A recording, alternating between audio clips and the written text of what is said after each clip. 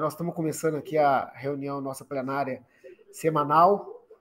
Hoje nós temos como tema a discussão sobre o retorno às aulas presenciais, o que fazer, né? Como a gente vai se posicionar diante dessa questão. Então, eu vou abrir aqui antes de passar para o tema exatamente. Está chegando a Suzy também. Boa noite, Suzy. Suzy Rosa.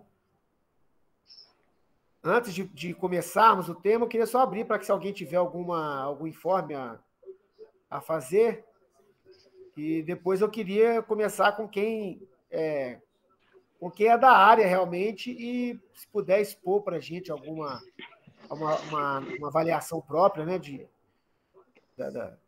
dessa situação, né, de qual é a sua posição e o que a gente pode fazer, né, tendo em vista as determinações, inclusive da prefeitura, por exemplo, do governo do estado.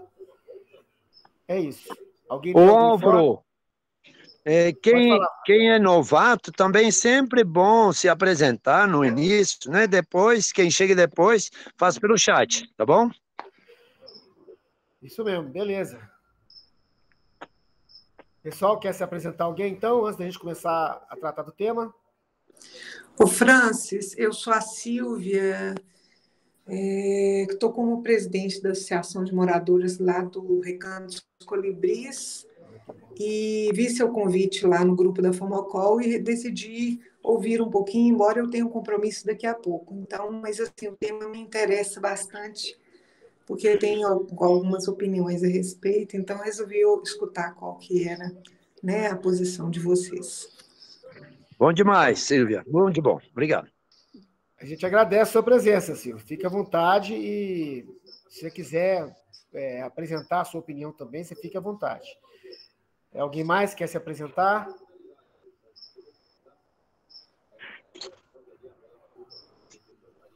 Bom, vamos passar para o tema direto. Então, Giane, eu gostaria de ouvir o pessoal que trabalha no setor da educação. Gostaria de ouvir o Cídio, por exemplo, que trabalha também, saber se tiver alguma análise para fazer para a gente. Pode ser, Giane? Pode começar com você? Pode sim.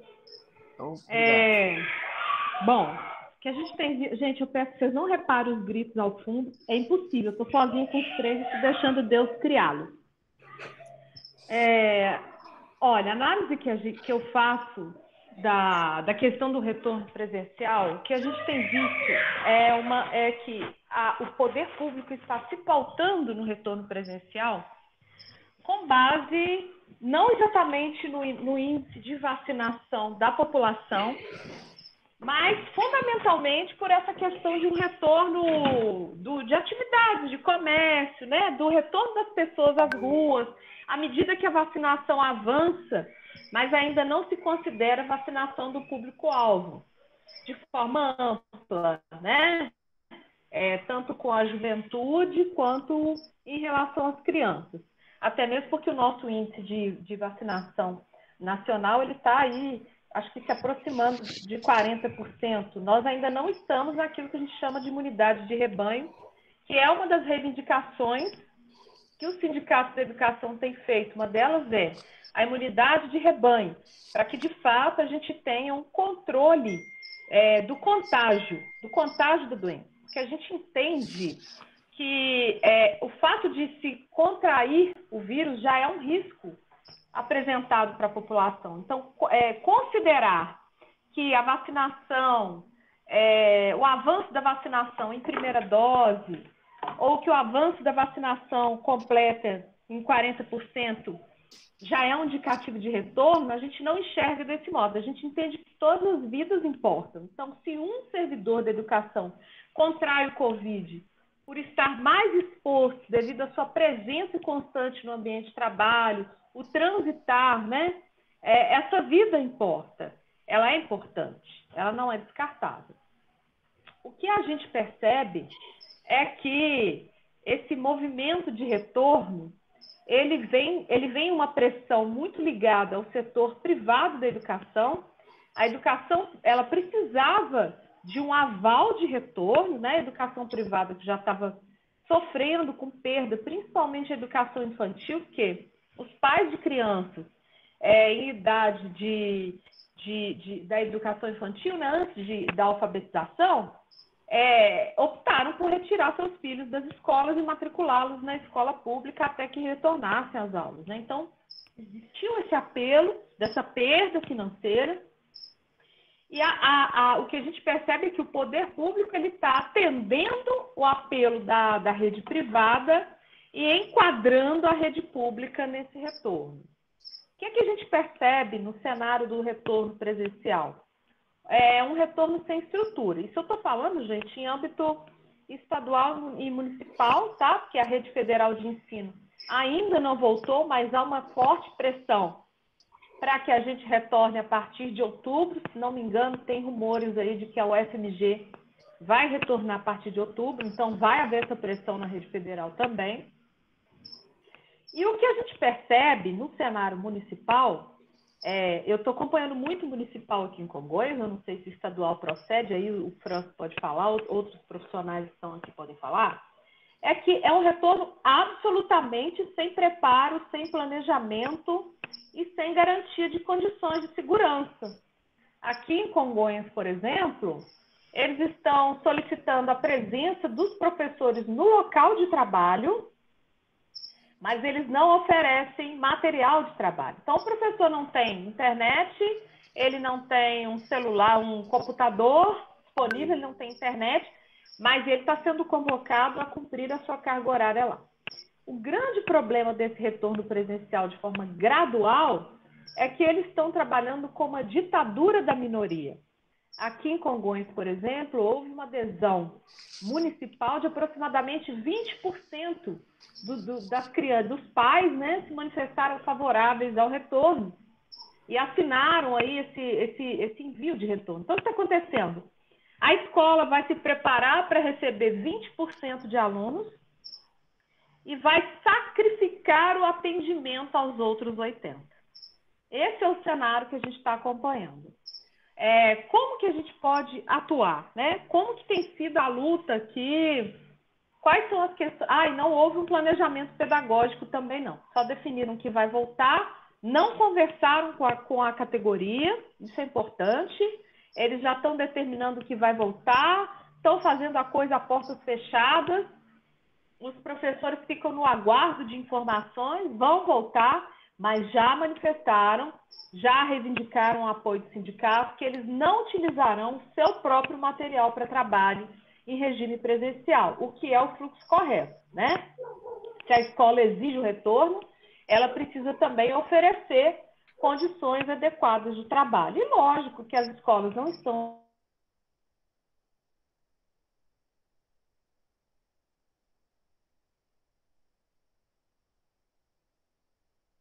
esse processo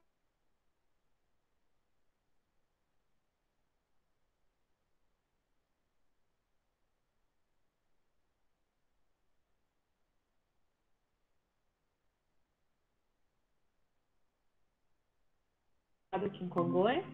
Então, o ponto que a gente encontrou de luta, né, o ponto que tem sido discutido é a recusa mesmo em utilizar qualquer material próprio dentro da escola. Além, é claro, de se discutir uma greve sanitária. A greve sanitária ela tem que ser bancada pelo sindicato e pelos próprios servidores, e aí existe algumas divergências, tem servidor que não adere. Então, a luta está indo por esse viés. Não é obrigação legal, então não haverá disponibilidade de material pessoal para o trabalho no regime presencial. E essa luta de colocar o outdoor na cidade, de fazer material, jornal, boletim informativo, de denunciar a conduta arbitrária dos gestores, né? Esse é o cenário de Congonhas. É isso. Beleza, obrigado, Giane, valeu. É importante a gente saber o quadro geral mesmo. O pessoal de Lafayette, alguém tem alguma informação sobre as escolas de Lafayette, especificamente? eu posso falar sobre o município, né? Aí espere que o Paulo entra e fala sobre o Estado. Nós temos um filho, né, que está no 2º ano primário, e chamaram, ele está aí, ó, olhando aí. Então, chamaram a gente faz umas 3 semanas para assinar uma meia-folha dizendo se nós estamos de acordo para que os nossos filhos voltam ou não. Aí nós assustamos um pouco, apesar de saber de decretos e não sei o que mais, que isso aconteceu sem uma reunião virtual, né, com a direção, com os professores, né? A gente entende um pouco, talvez tenha uma pressão de alguns pais, porque não é fácil, se os pais trabalham, se o casal trabalha fora, e já estava acostumado, apesar que já tem mais de um ano, que deve ter se adaptados, mas a gente entende, esse já é um problema, né? Quem trabalha fora e o filho tem pelo menos meio-dia que ele está na escola, tranquiliza. Outra coisa, quando trabalha fora, não tem como acompanhar as crianças no estudo. E depois tem um bocado aí na nossa rua mesmo, nós temos aqui crianças que não estudam, desde o ano passado, né? Não tem os pais, ou não entendem, ou... Bom, então a gente entende, assim, algumas motivações, mas decidir sem discussão a gente não aceitou. Aí a minha esposa começou a mandar mensagem para a escola, para a Secretaria de Educação, para, não sei, tem um outro órgão aí, e aí, menos de uma semana, aí realmente a diretora foi esplêndida. Ela fez reuniões de hora em hora, 2 dias em seguida, porque o Dorival Beato tem muitas turmas, vou chutar aí, 20 turmas, não sei, 30, porque é de manhã à tarde, né? Então, ela pegava 2, 3 turmas do mesmo ano e os pais podiam perguntar, falar. E, resumindo, após as perguntas, o que era a resposta? Que o decreto foi muito bem pensado, muito bem discutido, com a participação de órgãos municipais e que já estava se preparando tudo para acolher os alunos. Aí a minha esposa, por exemplo, perguntou, como está nos banheiros? Já tem o álcool gel e tal? Não, ainda não, mas já está licitado, está chegando. E não sei o que mais. Não, ainda não, já está licitado, está chegando. Bom, então, todo mundo que participou, pelo menos na reunião que nós estávamos presentes, deve ter ficado com uma pulga atrás da orelha. Por quê? A escola está se preparando, isso é verdade, né? As escolas municipais estão se preparando, mas o município não deu conta de deixar tudo no jeito. Não tem praticamente nada no jeito. Então, não sei como que os pais depois, é lógico que nós respondemos, porque tinha um prazo, né? Eu acho que logo o dia depois das reuniões, eles remarcaram, chamaram todo mundo para participar, aí nós falamos que o nosso filho este ano não vai, né? Mesmo assim, eu perguntei se por acaso, apesar que não é nosso intuito, mas se por acaso tu tiver um grupo da escola, se ainda tem uma oportunidade para depois reconsiderar a decisão. Aí eles disseram o seguinte, não tem por enquanto. Lá na frente, a gente vai abrir uma nova possibilidade para todos redecidir, né? Então, eu estou resumindo assim, mas é muito triste, né?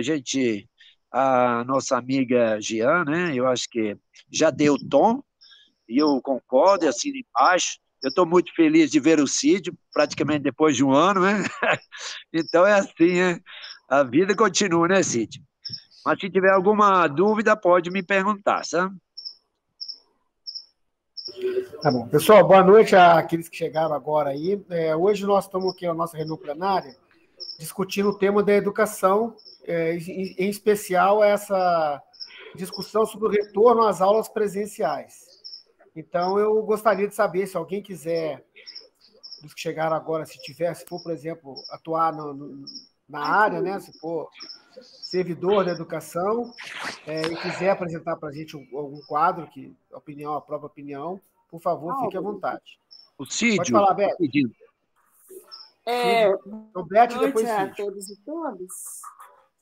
O Francis falou alguma coisa, né? Eu vou tentar completar, porque como eu estou com a minha netinha aqui, e eu nem tive tempo de rever os e-mails, as mensagens que eu enviei, certo?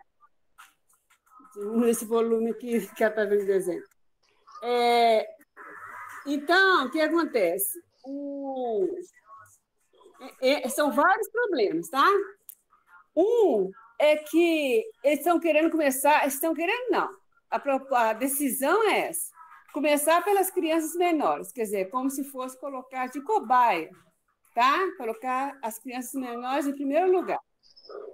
Não há vacinação nem para todos os educadores e educadoras, nem isso, não tem. Né? Embora não se saiba da segurança total em relação à vacina, mas, a princípio, é o que tem, né? Vacina. Não há. A outra coisa, não há também professoras específicas para ficar dentro da sala de aula, com um número reduzido, né, de crianças, dando atenção. A própria professora que está atendendo virtualmente é que vai atender presencialmente. Isso é um absurdo, tá? As pessoas estão desnorteadas. E isso é uma exploração mesmo, assim, sem precedentes, eu considero. Tá? E o governo tinha que já ter feito isso ano passado. Ano passado eu não vou falar. Ano passado tudo foi novo, né?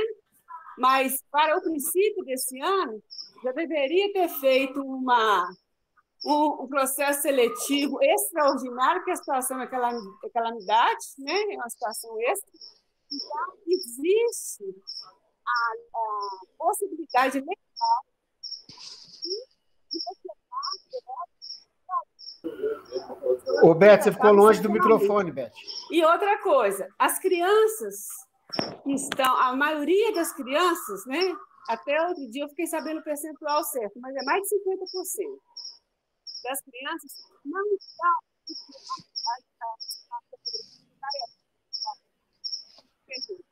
fazendo nada.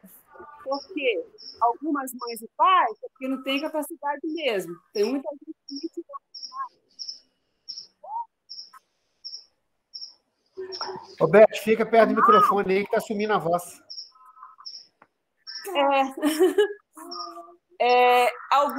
Algumas mães e pais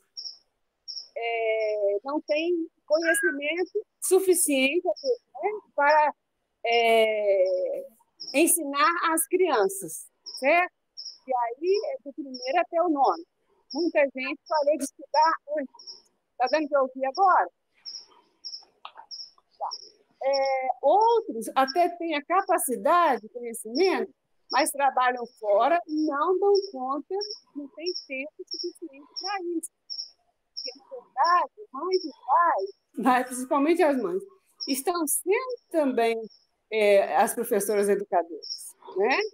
O que as professoras estão extremamente limitadas nessa capacidade. Elas estão formadas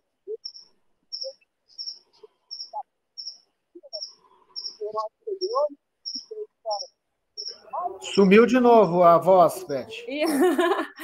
Elas têm a formação, as professoras, né, professores, mas eles todos estão limitados, porque nem no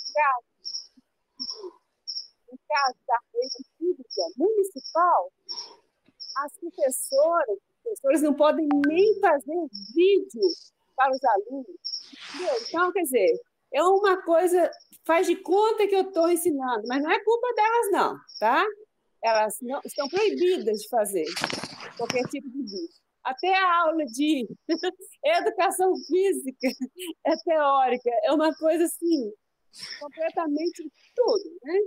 Sem lógica. E é claro que algumas crianças têm a mãe ou o pai que consegue passar a mensagem, né? Seja de qualquer disciplina, muitíssimo bem, mas outras podem até saber para si, mas não conseguem passar para qualquer tipo de criança. Cada criança tem uma forma diferente de aprendizagem, né? De captar a mensagem. Então, uma coisa é essa, outra coisa é não ter professoras para poder fazer o trabalho separado, não ter o acompanhamento que precisava também. Nesse caso das mães e pais que não estão acompanhando as crianças e adolescentes, tinha que ter professoras extra também, né? E o governo não fez isso, não fez isso. Nem esse ano, o ano passado, é perdoável. Esse ano tinha que ter sido feito. No princípio do ano já foi falado naquela reunião da Câmara, até eu também mandei várias propostas para os conselhos de direito buscaram e não foram ouvidos. A outra coisa, quando então teve a reunião quando então eu questionei, eu só não, várias mães ali no grupo da sala do nosso filho, questionamos sobre por que não vinha pelo menos a informação de vídeo, que estava só mandando assinar um documento, uma autorização para a volta às aulas, sem nenhuma explicação, sabe, sobre a lei que estava determinando aquilo, decreto, nada disso. E lá tem a frase é assim: a escola está apta para atender as crianças. Então, tipo assim, eu autorizo ir porque as escolas estão aptas. Não estão aptas por causa dessas coisas que eu já falei, por causa das coisas também que Francis já falou. Não estão aptas. E, além do mais, as crianças não têm nem recreio. Então, para que ir para a sala de aula, ficar sentadas lá na carteira? As professoras não podem ensinar, quer dizer, não podem ensinar, mas elas têm que pegar a matéria depois, pela internet. As mães vão continuar tendo que fazer em casa e mandando pelo WhatsApp. Uai, não, é uma coisa assim, completamente sem lógica, né? Sem lógica. Bom, são várias questões. Agora eu lembrei dessas aí. Mas eu mandei e-mail na época, mesmo e-mail que eu mandei para os conselhos de direitos e também para o sindicato Sindiúte, eu mandei para 3 conselhos de direitos.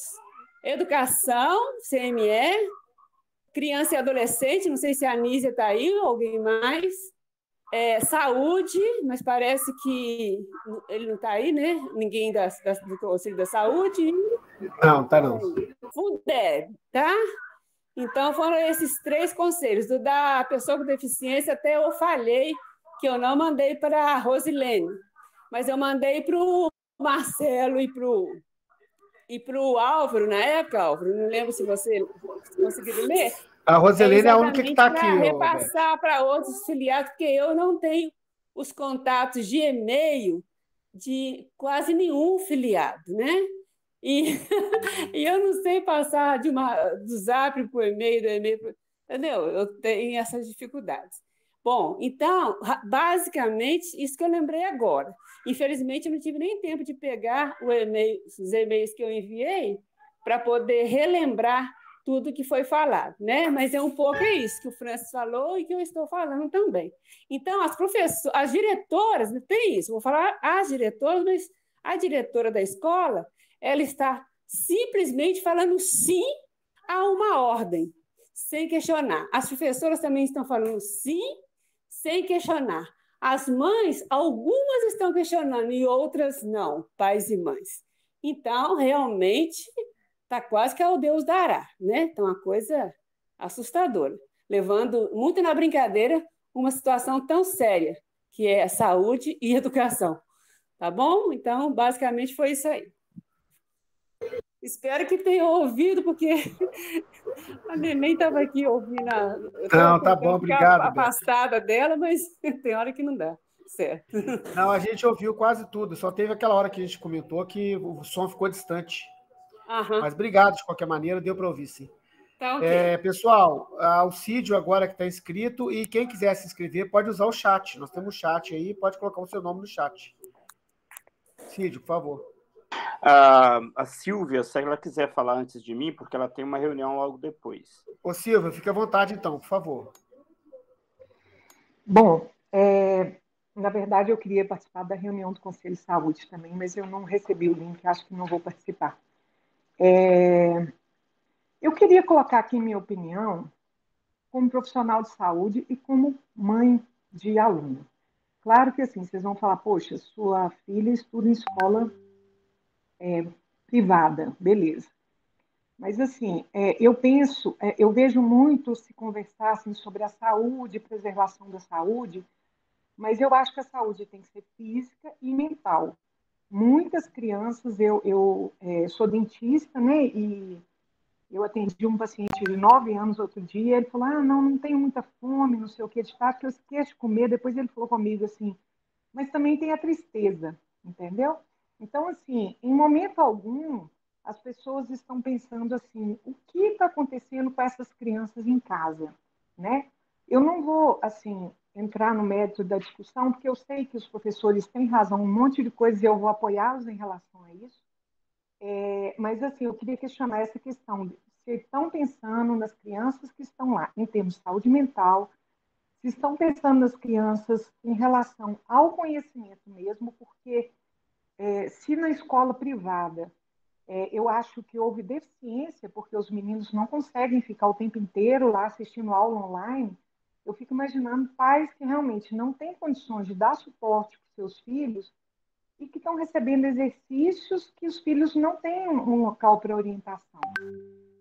A terceira coisa seria o seguinte: eu fico vendo assim a sociedade como um todo funcionando, né? E a escola não.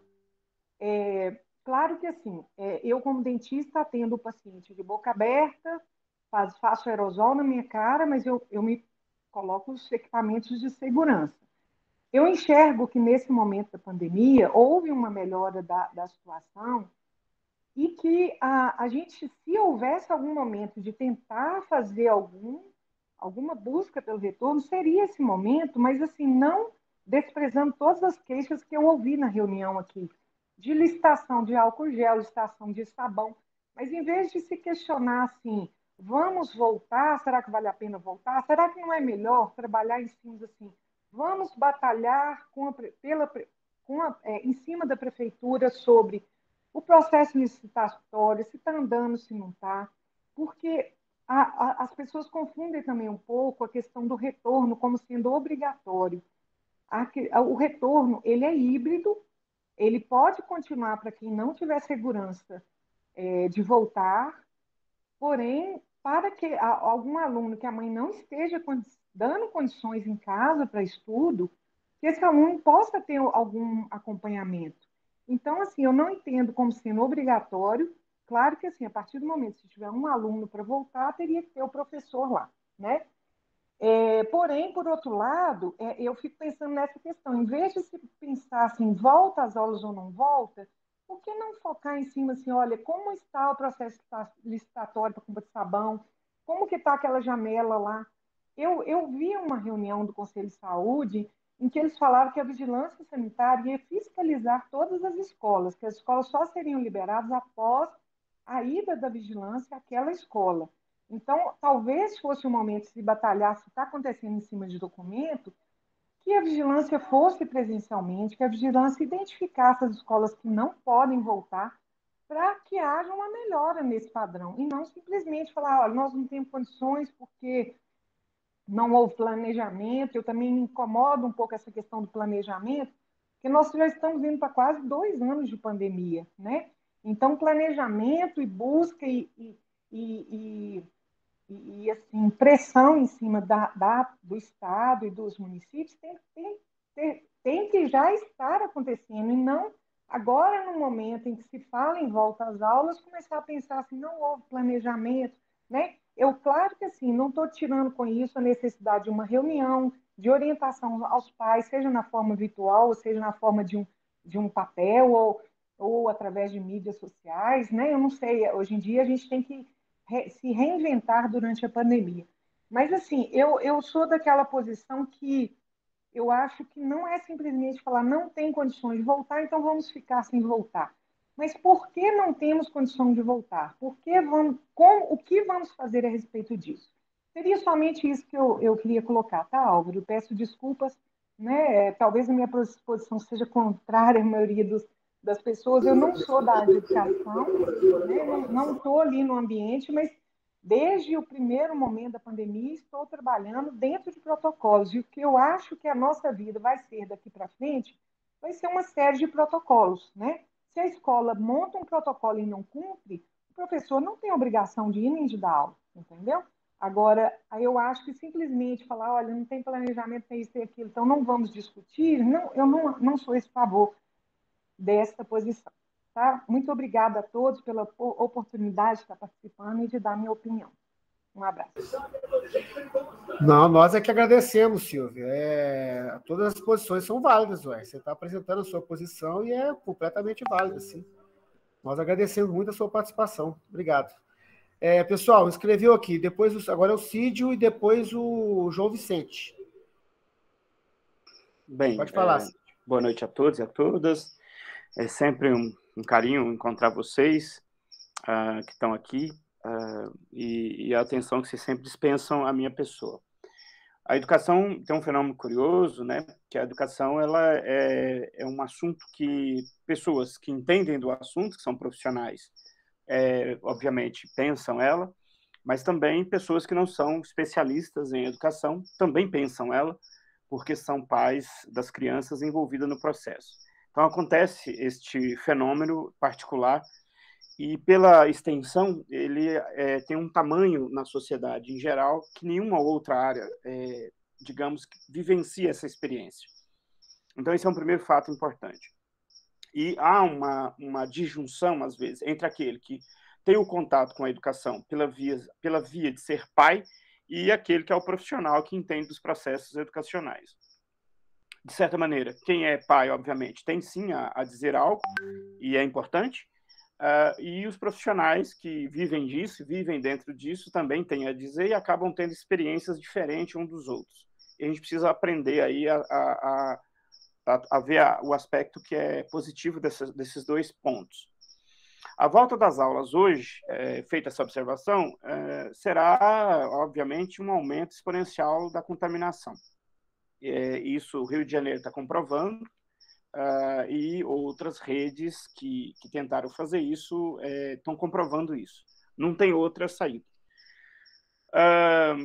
Nós não temos um nível de vacinação elevado, então simplesmente vai acontecer isso. Não tem protocolo nenhum que barre um vírus no ambiente escolar.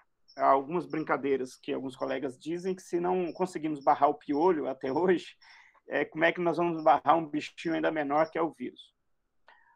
O outro cenário que eu tenho tido contato, eu tenho atuado com educação apenas virtualmente, eu tenho contato com pelo menos 3 outros cenários que não sejam do Brasil. Nos Estados Unidos, na parte de Boston, que eu tenho contato regular, houve uma vacinação, razoavelmente, e em nome dessa vacinação, a questão está basicamente resolvida. Se voltaram às aulas, agora recente, que começou agora início de setembro, o semestre, o ano letivo, que começa em setembro, no hemisfério norte, e os casos estão baixos na região da Nova Inglaterra, que é a região de Boston, Nova York e tal. Na parte sul dos Estados Unidos, a pandemia está disparada, porque o pessoal do sul dos Estados Unidos aderiram à ideia da vacina e do chip chinês ou coisa do tipo. Então, se vacinou muito pouco. E aí está tendo problemas seríssimos, sobretudo da versão Delta, que está crescendo exponencialmente. Os outros 2 cenários, que é Portugal e Cabo Verde, na África, Cabo Verde está muito bem, porque tem tido um programa de controle muito forte, é um país de arquipélago, então é fácil controlar, ou é mais fácil controlar, né? Mas tem tranquilo. Portugal tem adotado um processo de teste muito forte, a questão de testagem e isolamento, é um custo altíssimo, mas é o que eles adotaram e estão indo razoavelmente bem. Tem alguns picos, mas tem mantido o controle. E para finalizar, uma coisa curiosa aqui no Brasil, em São Paulo começa a abriu agora esses dias a questão das aulas de retorno presencial. Nós ainda não temos o efeito dessa abertura, mas certamente vai ser também como no Rio de Janeiro, vai ter elevação da contaminação, porque ainda não temos o nível suficiente de vacinação para os casos.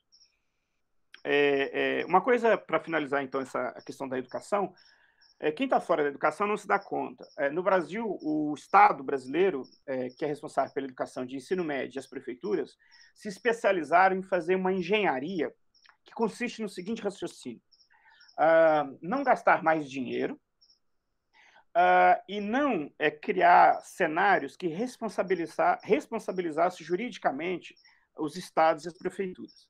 Então, a mágica é assim: você obriga o professor a usar o seu próprio computador e a sua internet, mas você não paga ele por isso.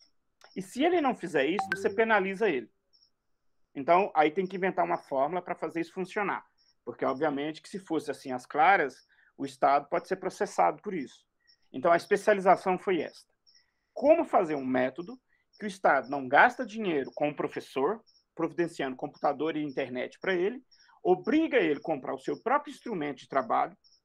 Lembrando que aqui no sul de Minas, onde eu estou por acaso, nesses dias, já tem uns 4 meses que eu saí aí de Lafayette, o Ministério do Trabalho pegou aqui nas colheitas de café a cena de que o produtor de café obrigou o produtor a comprar a máquina para colher o café. E o Ministério do Trabalho enquadrou o proprietário da cooperativa chamada Cochupé, de Guaxupé, que é uma grande produtora de café. Por quê? Eles obrigavam o trabalhador a comprar o seu próprio derriçador de café. Seria a mesma cena com o professor que o Estado não fornece para ele computador e obriga ele indiretamente a ter o computador. Então, no frigir dos ovos, é isso que está acontecendo. Ou você começou com um computador que funcionava no início da pandemia, mas pelo excesso de produção de vídeos, o seu computador quebrou, por exemplo. E aí você é punido como professor porque você não apareceu na live, você não apareceu no momento que tinha que ter. Então, no frigir dos ovos, isso aconteceu no Brasil de norte a sul. Outras experiências que eu tive de contato, obviamente no estado mais rico, no Massachusetts, se forneceu o computador para os alunos e para os professores.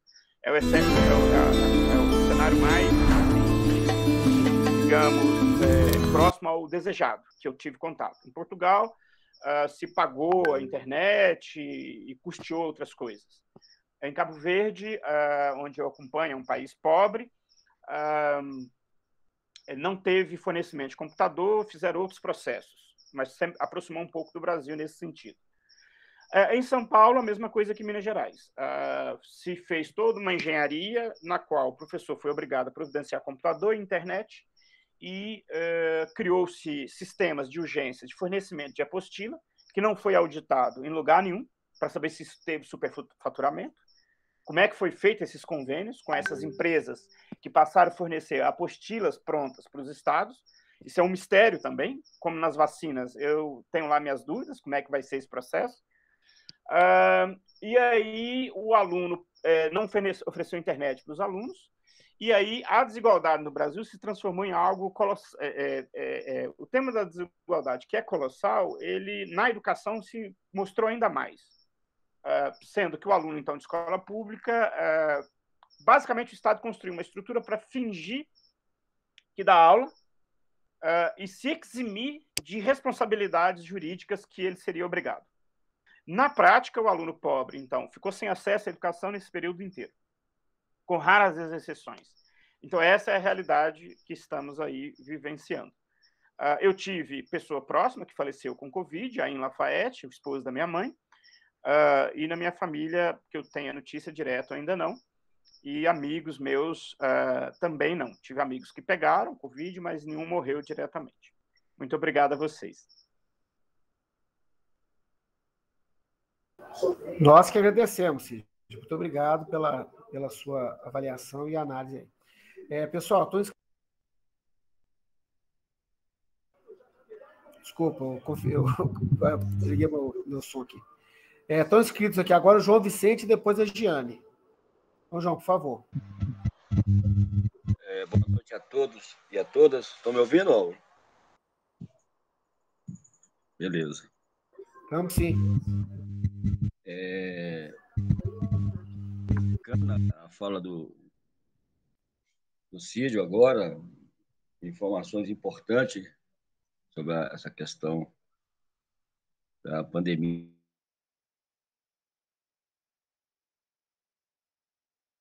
da Covid na educação. E esse debate, se volta ou se não volta às aulas, se estamos preparados ou não, enfim, a falta até de melhor diálogo, vamos dizer que no nosso caso, do executivo com a sociedade. Mas também nós temos que levar em conta de que também nós estamos bastante desorganizados, né? Nós não temos a associação dos pais e alunos estipulado, não temos o conselho escolar organizado, enfim. O segmento, né, tanto de educadores como também de pais, de alunos, né, estudantes, estão desorganizados. Então, talvez isso que eu gostaria de colocar da fala da Silva, né? E o pessoal, já que o Estado, o município não está dando muita importância para essa questão da volta às aulas, vão ficar sentados vendo televisão e não se articular, não se organizar e fazer pressão, porque não tem a dúvida, né? A questão da educação, a Covid-educação, é o que o Cid falou, é mais complexo, o buraco é mais embaixo, né? Não é só colocar, dizer que está voltando às aulas, vai ser híbrido e não sei o que e tal, mas se você vai olhar assim, tem um monte de gargalos que coloca em risco as crianças, os pais, os educadores, já que a grande maioria ainda, aqui na FAED, acho que nem 50% já tomaram, não chegou nem 50% da segunda dose na área da educação, dos trabalhadores em educação. Muito menos os jovens e os adolescentes e as crianças, enfim. Então, assim, até de questão de mais dados sobre o Lafayette, como que está essa questão, eu gostaria de fazer uma crítica, porque não sei se chegou alguém que vai dar uma síntese, né? Vai dar uma avaliação sobre o que está acontecendo em Lafayette com relação a isso. Inclusive, acho que teve uma assembleia dos professores da rede municipal, né, que lançaram aí a greve sanitária na educação. Eu não sei como está, porque eu não estou acompanhando, né? Enfim, mas é grave, né, essa falta tanto do executivo e por parte da sociedade civil organizada, uma maior articulação, organização, para estar brigando pelos seus direitos, né? Eles estão lidando com vidas, né? E essa questão da importância da organização, né, do segmento se discutir, se debatendo, dialogando, é fundamental. Então, assim, eu, particularmente, eu tenho a opinião que só volta quando tiver todo mundo vacinado e as escolas com condições de ter segurança. E, inclusive, tem que ter essa fiscalização. Se a escola não tem condições, o Estado, o município tem que dar essas condições, o governo federal tem que ter recurso para isso. A educação ela é fundamental para a gente tentar construir uma sociedade mais justa, né? Não tenha dúvida. Olha o que está acontecendo aí com a área de ciência e tecnologia. Os caras estão indo tudo embora, velho. Pô, nós estamos pensando, perdendo cabeças que estudaram, formaram em escolas públicas, universidades públicas, e por falta de uma política para essa área que é fundamental para o desenvolvimento nacional, esse governo de genocida não está investindo, os caras estão indo embora. Grandes mentes, né, e não tenha dúvida, passaram pela educação pública. E do jeito que está indo, não vai demorar muito, nós estamos virando... a escola pública virou privada, igual o Cídio está falando aí, que tem interesse de não investir na educação pública. Né? Ainda coloca barreiras, e aí se articula de fazer legislação para evitar essas questões de processo, né? Igual o Zico falou aí, e é isso mesmo. Então é isso. Eu acho que deveria vir uma pessoa nossa aqui, que está acompanhando o nosso de outro campo, bem essa questão aí das voltas ao em Lafayette, principalmente, mesmo na região, né? Junto com os companheiros de Congonhas, Ouro Branco, para dar uma noção mais incisiva, né? Para ver mesmo como é que está essa realidade do debate aqui em Conselheiro Lafayette. Né? Então é isso. Tá bom, obrigado, companheiro. Pessoal, nós estamos com esse problema, que a nossa sala ela dura 1 hora e aí ela cai. A gente tem que fazer uma outra. E agora já avisou aqui, está faltando 5 minutos. Estão inscritos para falar a Giane e eu. Eu gostaria de pedir para vocês, então nós estamos em 19 aqui agora, eu vou criar uma outra sala e aí vou colocar o link no chat e aí todo mundo para essa nova sala. E aí a gente começa lá. Pode ser, Giane? Você que é a próxima inscrita? Pode começar. Nós não estamos te ouvindo, Giane.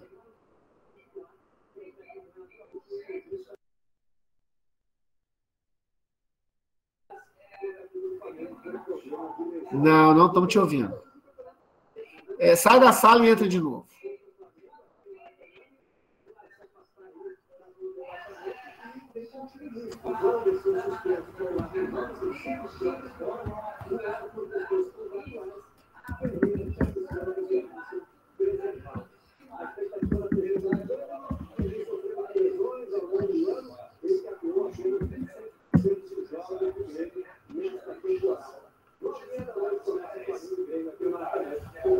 Pessoal, é o seguinte, até a Jane voltar, eu estava inscrito também, mas eu queria passar a minha vez, se for possível, Paulo, aí já é o Paulo Roberto Batista mesmo, viu, Paulo? Se você puder apresentar para a gente uma avaliação, o Francis até tinha, a Jane está voltando, o Francis até tinha comentado, o João perguntou se tinha alguém daqui de Lafayette, vou mandar aqui. Deu certo? Deu certo, agora veio. Ô, Giana, vou deixar você falar então e depois passo para o Paulo, tá bom? Beleza. Então vamos lá. Então, aí eu queria trazer uma notícia também de que aconteceu aqui em âmbito federal uma ação civil. Tá sendo judicializado o retorno do Colégio Pedro II. E o Colégio Pedro II é um colégio federal que tem desde a educação infantil até o ensino médio. E lá no Pedro II, eles judicializaram a proposta de retorno presencial a partir de março de 2022. Eles fizeram toda a fundamentação com base em problemas que a gente já coloca aqui. Alguns relacionados à licitação, que não tem tempo hábil para ser cumprido, né? Material também não tem como implementar nas salas de aula, porque a proposta deles é de que, para que não haja perda, a grande questão aí nesse retorno híbrido, como todo mundo tem colocado, é como vai se dar o trabalho do professor em sala de aula, uma vez que ele está atendendo uma parcela da turma e a outra turma também tem que ser atendida. Então, como fazer isso juntando o sistema presencial com o remoto, né? Lá no Pedro II, foi uma das... Eu até mandei o documento para o Álvaro. Eles fizeram toda a fundamentação com essa dificuldade tecnológica de sincronizar essas aulas. Também a dificuldade material de se conseguir, assim, no estalo, licitação, porque vai ter que relicitar, né? Eles fizeram estão com um número menor, reduzido de pessoal em limpeza, na estrutura da escola. Isso a gente percebe aqui em Congonhas, né? Tem servidores que estão em desvio de função para evitar de ter que licitar outros terceirizados para exercer essa tarefa. Eles estão fazendo desvio de função, estão realocando servidores na estrutura. Então, foi uma série de fatores elencados e trouxeram essa proposta de retorno presencial a partir de 2022, que é o que todos nós da educação, a gente já está prevendo que se não houver alguma coisa muito superveniente, né, uma onda muito forte de alguma variante, né, um fator que impeça, já é esperado no setor da educação que esse retorno aconteça de forma ampla a partir de março, a partir de 2022. Esse é o que eu queria trazer aqui de informe, algo para a gente pensar. Compreendo, Silvia, compreendo, existe sim uma dificuldade, existem alunos que não têm um acompanhamento dos pais, então eles têm essa dificuldade e os pais acabam por optar por mandar o filho, mas essa estrutura ela é impossível de constituir um retorno que cumpra a sua tarefa de fato, né? No caso aqui em Congonhas, por exemplo, me parece que todo o conteúdo de um mês ele vai ser trabalhado com o aluno que optou por ficar em casa durante apenas uma semana, né? Então, é um problema muito grande. Acaba que não cumpre, né? É isso. E o tempo de presença na escola também é um tempo limitado, um tempo reduzido. Existe uma logística para levar, para buscar, né? Então, assim, é algo que a gente pretende fazer, fingimento, faz de conta, isso mesmo, Cid.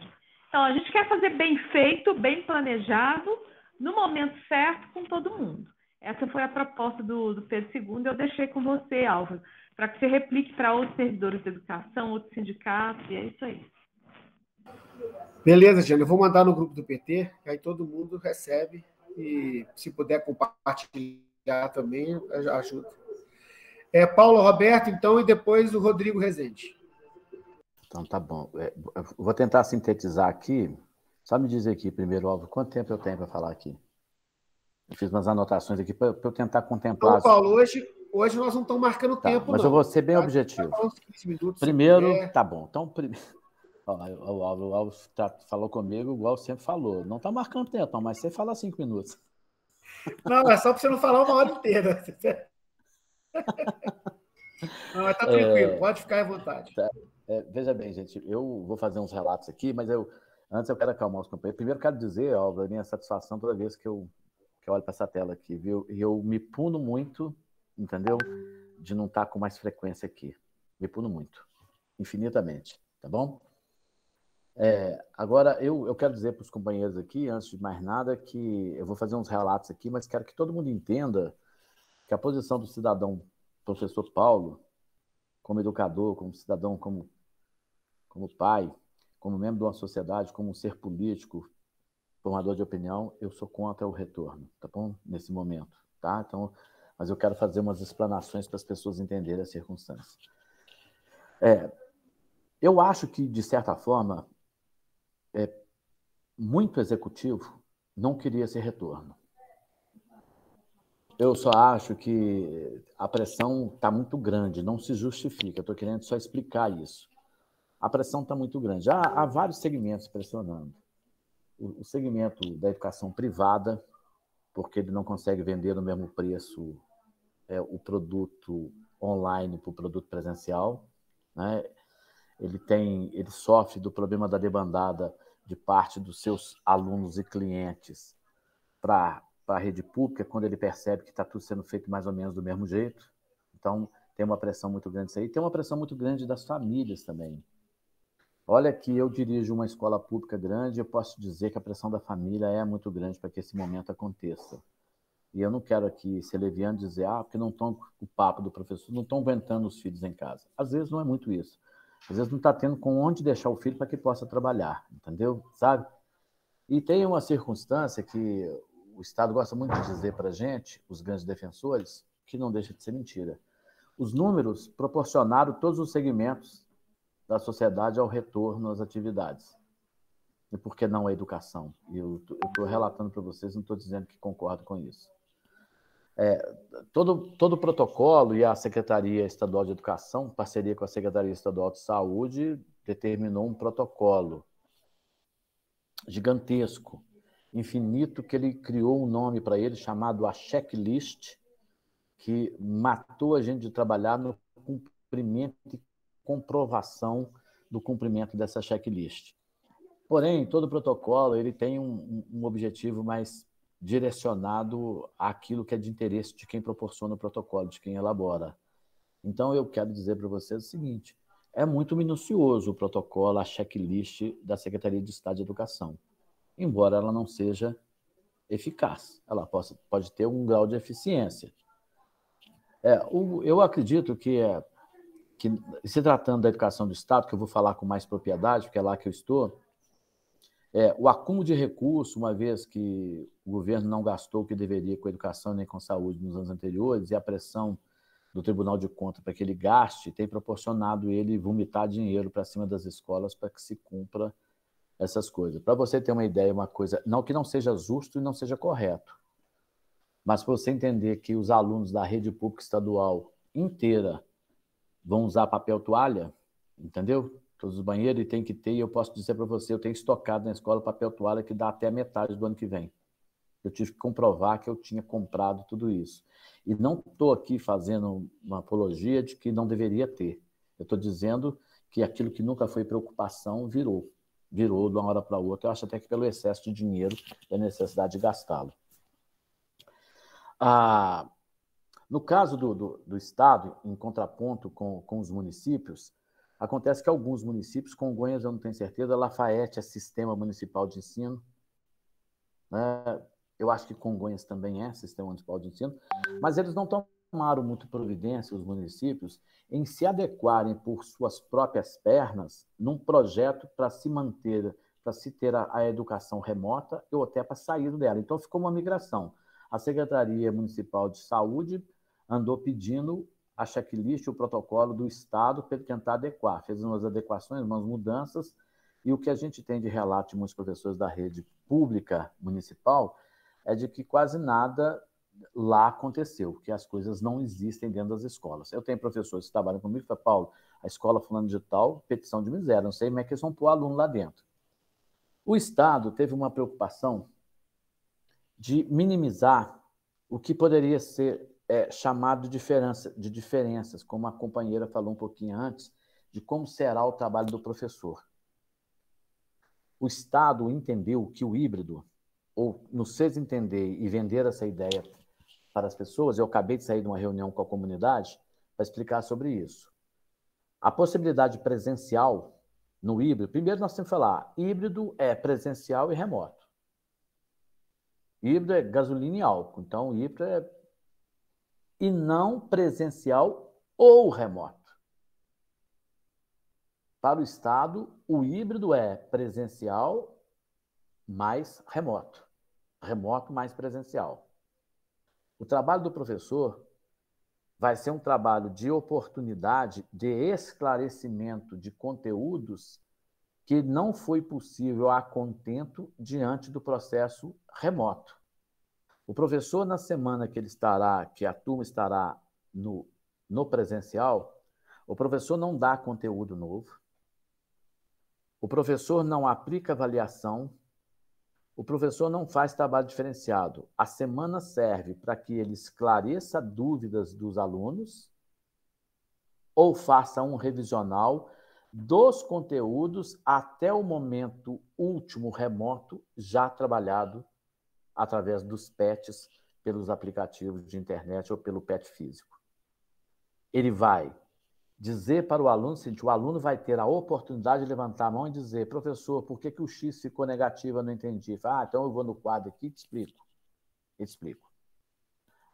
Então, no caso da educação pública estadual, ainda teve essa preocupação de não gerar... E o cara que não vai, ele vai estar prejudicado? Simplesmente prejudicado na oportunidade de presencialmente esclarecer a sua dúvida. Mas o professor não pode dar um passo além disso na semana. Para vocês terem uma ideia, eu vou pegar lá a Escola Estadual Mossorota, que é uma escola muito gigante. Na próxima segunda-feira, volta o ensino fundamental. Meu ensino fundamental está terminal, porque a escola vai ser só de ensino médio daqui 2 anos. Então, eu tenho 3 sétimos anos, 3 oitavos e 3 nonos no turno da tarde e um nono no turno da manhã. Então, na semana de 20 a 24 agora de setembro, o turno da manhã terá apenas o 9º ano em aula. E o turno da tarde, com 23 salas, terá apenas 3 sétimos, 3 oitavos e 3 nonos. Na outra semana, quando retorna o ensino médio, o ensino fundamental está na semana remota. É uma semana na escola, podendo estar na escola, e uma semana obrigatoriamente na educação remota. Como eu tenho um ensino médio integral, e eles têm aula de manhã e tarde, convencionou-se, nós adaptamos isso na escola da seguinte maneira. Aí falaram, aí é uma questão do gestor. Então, na semana que o fundamental está presencial, com a possibilidade presencial, o ensino médio integral terá sua carga horária apenas de manhã. À tarde é remoto. Quando o fundamental estiver remoto, aí a carga horária presencial do ensino médio integral será no turno inverso, para a gente proporcionar um menor número de turmas de alunos dentro da escola. Isso foi dada a liberdade para que cada escola escolhesse. Então, se a escola escolher, e eu tive alguma pressão para isso, não, põe todo mundo na mesma semana presencial. Porra, aí eu vou ter 23 alunos, 23 salas, cada sala com 16 alunos, isso é uma população. Então, a gente resolveu escalonar e a gente teve essa liberdade. Uma coisa que ficou claro, e a Giane estava falando, e é bom que a gente esclareça, é que a carga horária para a frequência, ela não será contada no momento presencial. Ela só é contada no momento remoto. Tanto é que o aluno que faz a opção de frequentar a escola na semana que pode ir presencial, ele não está liberado de cumprir as atividades remotas.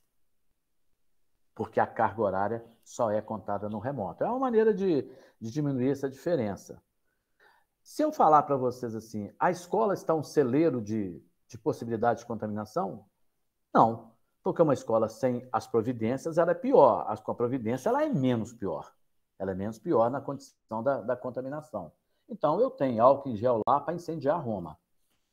Para toda esquina da escola, dentro, para cada porta de sala, tem um dispenser, cada funcionário. O Estado mandou comprar a máscara, essa com trem na frente aí, para todo o servidor e obriga a trabalhar com eles. Todo mundo tem luvas. O professor receberá o seu apagador e o seu giz separadamente, cada um no seu pacotinho, entendeu? Ninguém vai entrar. A sala dos professores, ela está interditada porque ela provoca uma aglomeração. Se eu tenho 23 salas, eu colocar 23 professores lá dentro, eu também estaria provocando uma aglomeração. Então, eu acabei de fazer reunião com os pais para dizer da severidade do recesso. Segundo o Estado, seguindo o protocolo, o aluno entra na escola, tem a temperatura ferida, se ele não tiver de máscara, eu sou obrigado a oferecer uma máscara para ele, e já tem máscara doidada na escola.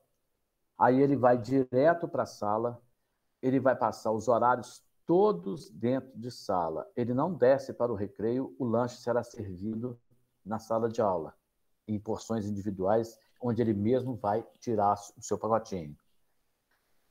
O suco será servido, nós estamos fazendo uma campanha para que o aluno leve o seu copo, se ele não levar, será copo descartável, que ele vai ter que usar e jogar no lixo na mesma hora. Se ele precisar outro copo, ele recebe outro copo. E na hora da saída, nós escalonamos os horários de saída com os portões, então nós vamos tentar provocar uma aglomeração menor. Uma professora me perguntou, Paulo, mas do lado de fora da escola, como é que vai ser? O lado de fora da escola é incorrigível. É incorrigível. Eu não tenho o que fazer. Eu não tenho nenhuma escola tem controle sobre isso. De quem vai para a porta da escola, ou seja, para vender picolé, ou para vender droga, ou para olhar as meninas. E o transporte público. Eu estou muito preocupado porque eu tenho visto na cidade ônibus lotados. Isso eu tenho visto direto, em alguns horários, ônibus lotados. E eu acredito que será o mesmo estado que estará as vans. Hoje eu alertei os pais e falei, olha, você paga a van para os seus filhos, então dá uma olhada para quantos alunos, quantos meninos tem dentro da van. Porque lá não tem como a gente exercer esse controle. E eu estou falando isso, gente, é porque eu não estou tentando exaltar aqui, elogiar o trabalho do Estado, não. Eu estou falando que essas circunstâncias, já que ele teve que fazer, procurou-se diminuir um pouquinho as diferenças entre quem vai à escola e quem não vai, mas ele está expondo todo mundo a esse risco, está expondo. Eu não sei como que eu vou receber a escola e os alunos na próxima segunda-feira, se eu terei um número significativo de professores em afastamento para tratamento de saúde, que eu acredito que alguns vão fazer isso, que não vão se habilitar a fazer o retorno. Fiz reunião com os professores, eles estão imbuídos a me ajudarem, a me ajudar a fazer valer o protocolo, fazer são mais de 75 itens dentro da checklist. Recebi lá na semana passada uma visita de uns representantes dos conselhos municipal de educação e do Fundeb. Eles foram lá, ficaram muito impressionados com as adaptações que foram feitas na escola. Você tem uma ideia, a Escola Estadual Monsenhor Horta, por exemplo, lá eu resolvi fazer esse investimento. O aluno não encosta no bebedouro, o bebedouro é sensor, só deixa chegar o caneco lá, a água sai, você entendeu? E ainda assim, nós teremos muito problema de aglomeração se não tomarmos conta em frente a esse bebedouro. Mas quero dizer para vocês que, sob todas as maneiras,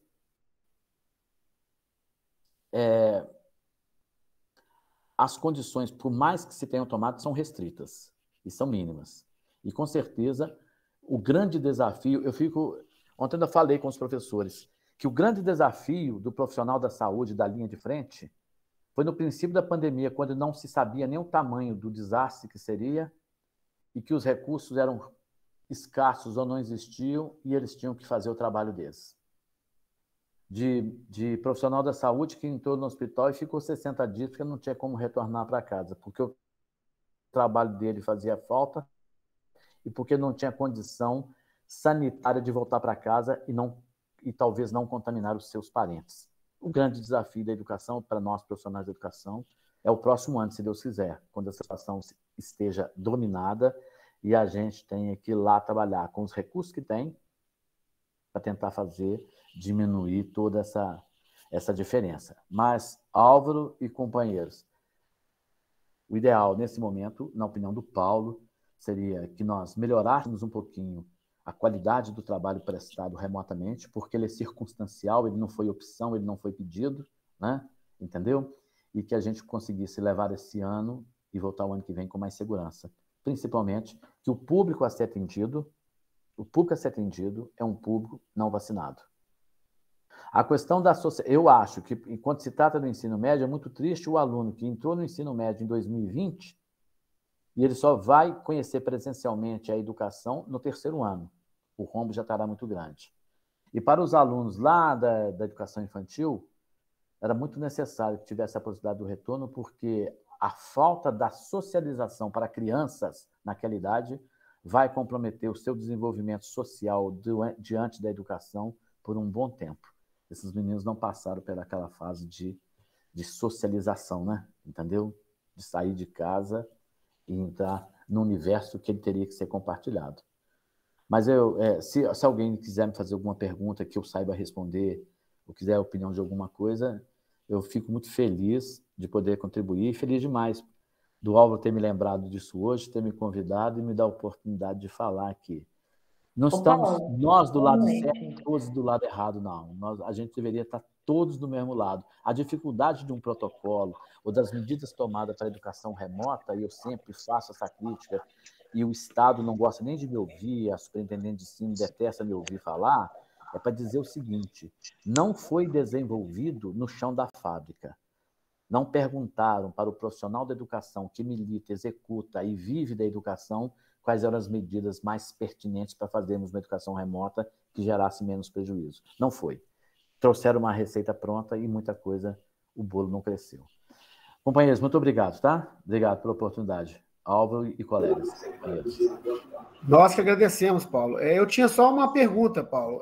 Não sei se mais alguém... Eu também tinha, mas eu vou deixar que é a mesma pergunta do Álvaro. Então eu faço a pergunta e se não for, você faz também.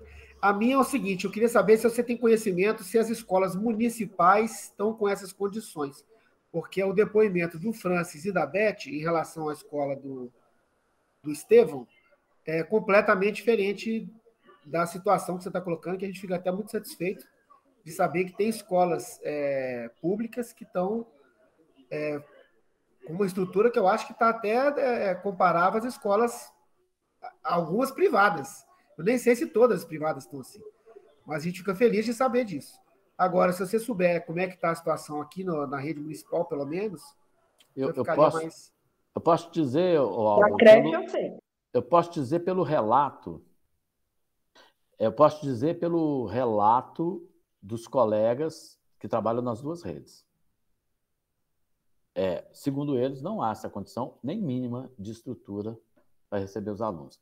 Eu tive essa fala, não foi segredo, a pessoa teve comigo, vice-presidente do conselho do Fundeb, a Etelvina, até ela foi uma das que esteve visitando a escola, ela falou: Paulo, eu te garanto, não tem nenhuma escola do município com 30% do que foi feito aqui para receber os alunos. Então, eu considero que não tem.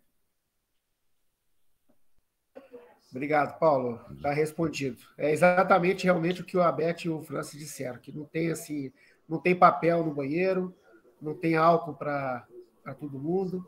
Ana, pergunta, por favor. Você vai fazer ou é a mesma? Não, é diferente. Paulo, boa noite, sou Ana Carolina. Boa noite, Ana. É um prazer te conhecer. Eu queria saber sobre a questão dos cursos técnicos distribuídos pelo Estado. Como é que você está preparando o retorno dessas pessoas que estão no ensino técnico do Estado que foi ofertado? Bom, Ana, prazer meu te conhecer, viu? Muito prazer. Ana, ele só tem... A preparação da escola foi a mesma para todas. Você pode ter uma diferença de uma providência tomada com mais zelo em uma e menos zelo na outra por uma questão de opção do gestor, entendeu? Por exemplo, lá eles falam comigo assim: você é muito metido, você colocou sensor no bebedouro. Não, é porque eu achei que ele era mais seguro não ter que pôr a mão, entendeu? Sabe? Mas o que difere era só as datas. Mas, por exemplo, o ensino técnico do Estado, até posso fazer um relato aqui, pequeno, foge um tiquinho da pauta, põe um parênteses. Acho que a Escola Estadual Monserrota foi alijada de todos os cursos em função de que eu falo muita verdade, que eles não querem ouvir, então eu fui alijado de todas, mas sem problema. A data de começar é o mesmo, dia 27, e eu acredito que são muitas escolas hoje, mas eu acredito que elas estão preparadas da mesma forma. Da mesma forma. Só para vocês entenderem comigo, eu falo assim, isso até de se explicar de onde que vem tanto dinheiro, sabe? Porque obras foram desencadeadas, né? Obras foram desencadeadas. Você tem uma ideia, essa máscara horrorosa, ruim de usar, essa da viseira de acrílico aí, né? Que ela é muito incômoda, na verdade, e não é barata. Se você entender que todo servidor público estadual ele recebe guarda-pó para todo mundo, sabe? Entendeu? Mandou produzir uniforme para todos os servidores de limpeza e cantina, porque eles não podem trabalhar com a roupa deles, eles têm que chegar, vestir uma roupa, um uniforme e guarda-pó e voltar com a roupa para casa com a outra roupa, sabe? Então, assim, e com relação, Ana, ao Custeco, ele está sendo estruturado da mesma maneira, porque ele funciona dentro de escolas regulares. Desculpa, e como é que você vai fazer em relação aos alunos com comorbidades? Aqui está provado que se entrar no ambiente, não tem como resistir, tipo, uma respiração na máscara e tudo mais. Tipo, quem tem asmático, diabético, ou então tem taquicardia, aí está com síndrome do pânico, porque se espera que os alunos desenvolveram transtornos por causa do isolamento. Sim. E não mudar 100%. Como é que vai ser assim? Olha, nessa hora aqui, eu acho que talvez tenha tido essa preocupação de entender que o momento presencial ele é opcional, ele é um plus. Você não está perdendo se você não aceitá-lo. Se você resolver cuidar da sua saúde e não ir, você não está perdendo. Entendeu? Eu tenho, numa dos itens da minha checklist, eu tenho que fazer uma observação muito grande junto com os profissionais da escola para identificar qualquer pessoa que esteja apresentando qualquer sintoma provocado por uma comorbidade. Aí tem um sistema fundado pelo Estado, que é de medicina à distância, que eu tenho que colocar esse estudante, a família desse estudante, em contato por um aplicativo, que nós já fizemos teste na escola. Não. É um aplicativo para saúde, é um médico à distância, é um sistema de saúde. Quando eu identifico isso, eu faço a família fazer contato por esse aplicativo e ele vai dar informações e receber um parecer dessa autoridade médica.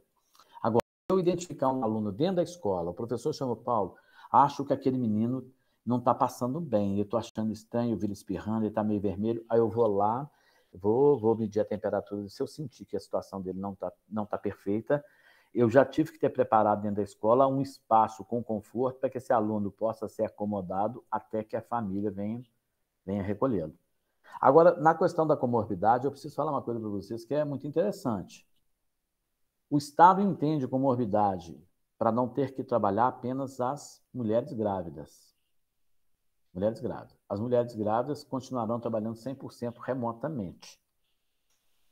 Demais comorbidades, o Estado passou uma orientação que a pessoa que não tem condição de trabalhar por alguma comorbidade, ela vai se afastar por direito, por licença médica, e ele será substituído. Entendeu? Agora, a orientação... É muito importante também que a questão da comorbidade do aluno, ela não seja atribuída, julgada nas costas muito da escola. Porque ela tem que ser, antes da escola, uma preocupação da família. Sabe? Eu tenho um filho que hoje já é casado, mas sempre teve uma asma muito grande. Eu não o mandaria para a escola, porque a asma não seria novidade para mim. Não seria novidade para mim. E qualquer providência que seja elaborada ou mediada pelo Estado, pela Secretaria Estadual de Saúde, ou pela Secretaria Estadual de Educação, ou pelo gestor da escola, ela ainda é menor do que a prevenção que poderia ter sido feita não encaminhando um aluno para a escola. Para lembrar, viu, Ana e colegas, não, o híbrido presencial é uma opção. E lá no Estado, o híbrido chama presencial mais remoto. Remoto mais presencial, se você quiser. Ou remoto e remoto. Tá? Muito obrigada por ter tirado Nada.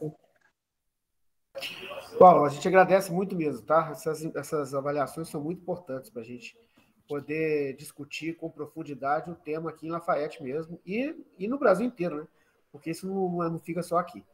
Agora estão inscritos Rodrigo, depois... Álvaro, me dá 5 segundos só para dar uma informação que eu acho que ela é pertinente, que vocês podem dizer isso, vocês podem me ajudar a dizer isso. A Secretaria de Estado de Educação também já determinou que o kit alimentação continuará sendo distribuído a todos, aqueles que forem presencial e os que não forem. Ele continua sendo distribuído da mesma forma. Apesar do aluno merendar na escola, ele continuará sendo distribuído. Tá? É bom que vocês me ajudem a divulgar isso aí. Ótimo, importante saber. Eu não sabia disso também, não.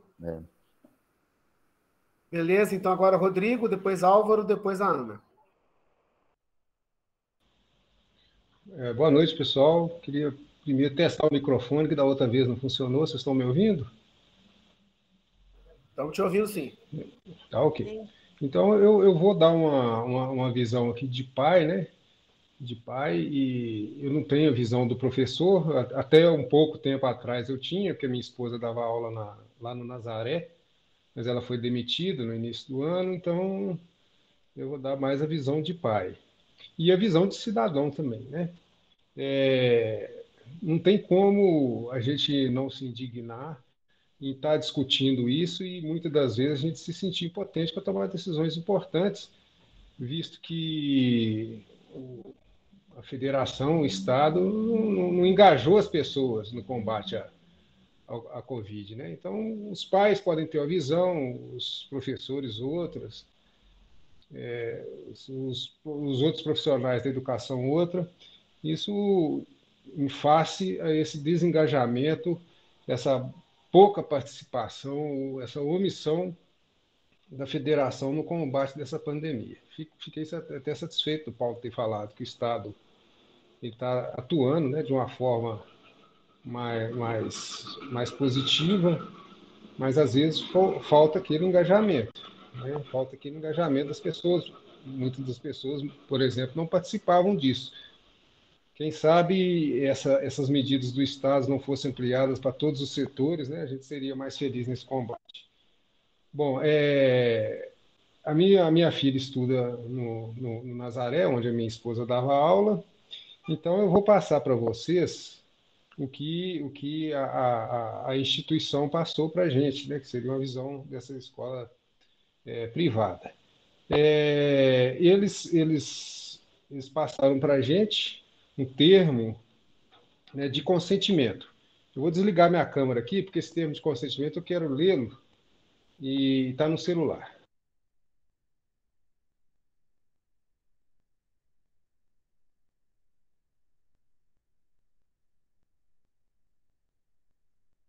Você desligou o som, viu, Rodrigo?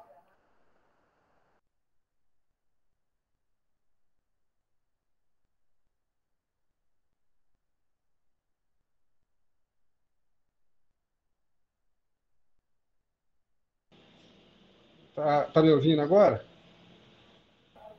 Agora sim. Eu vou tentar ir lá, só um instantinho. Tá bom.